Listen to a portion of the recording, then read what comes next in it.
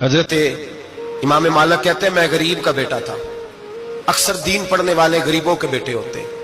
امیروں کے بچے F S C پڑھتے ہیں، بی ایس سی پڑھتے ہیں، ٹیکنالوجی پڑھتے ہیں۔ غریبوں کے بچے دین پڑھتے ہیں اور پھر امیروں کو ممبریاں ملتی ہیں، غریبوں کے بچوں کو اللہ ممبر عطا فرماتا ہے، مصلی رسول اللہ دیتا ہے۔ حضرت سیدنا امام ابو مالک فرماتے ہیں میں غریب کا بیٹا تھا اور میری 6-7 بہنیں، میں اکیلا بھائی تھا۔ آپ فرماتے ہیں میرے ابا جی فوت ہو گئے، میری امی پکڑ کے مجھے ایک دھوبی کی دکان پہ لے گئی، کہنے لگی اسے کپڑے دھونے کا طریقہ بتا دے، سلیقہ سمجھا دے، یہ بھی ایک چھوٹی سی لانڈری کی دکان کھول لے گا، میری بیٹیوں کا پیٹ پالے گا۔ دھوبی کہنے لگا ٹھیک ہے، میں 2-3 درہم بھی دوں گا مہینے کے، اور جب کام سیکھ جائے گا تو تنخواہ بڑھ جائے گی۔ امام ابو مالک رحمت اللہ علیہ فرماتے ہیں میں بہنوں کے لیے روزی کمانے نکلا، میں بیوہ ماں کے سر پہ بوجھ اتارنے کے لیے نکلا، میں غربت کے عالم میں نکلا۔ رستے میں امام اعظم کا مدرسہ تھا، فرماتے میں وہاں چمکتے چہرے دیکھتا، لیکن اپنی غربت کو دیکھ کے میں آگے بڑھ جاتا، پریشان ہوتا کہ میں کیسے علم حاصل کروں گا۔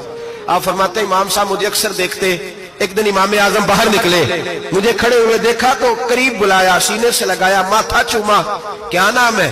میں نے کہا ابو مالک میرا نام ہے۔ کہا تمہیں پڑھنے کا شوق ہے؟ کہا بڑا شوق ہے۔ کہنے لگے چل آجا پڑھا کر، آجا مدرسے میں پڑھا کر۔ کہتے میں سارا دن وہاں پڑھتا، گھر سے کام کرنے آتا، سارا دن امام اعظم کے پاس پڑھتا رہتا۔ مہینہ آیا تو میری اماں کہنے لگی تنخواہ لاؤ۔ میں نے کہا امی جی تنخواہ تو وہ دے گا جو ڈیوٹی پہ جاتا ہو، میں تو پڑھنے جاتا ہوں۔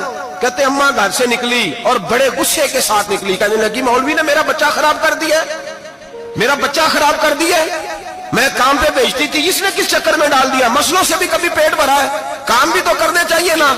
کہتے امام اعظم کے سامنے کھڑی ہوئی، امام صاحب بڑے امیر کبیر آدمی، اربوں خربوں پتی تھی، اور پھر اتنے بڑے عالم فقیر، سارا بغداد، سارا کوفہ، سارا مصر سلوٹ کرتا ہے۔ بی بی آئی اور تیز جملے، عورتوں کا طریقہ ہوتا ہے، کہنے لگی مولوی تیری سفید داڑھی، تیرا اتنا نام، تجھے خیال ہی نہیں آیا میں بیوہ عورت ہوں؟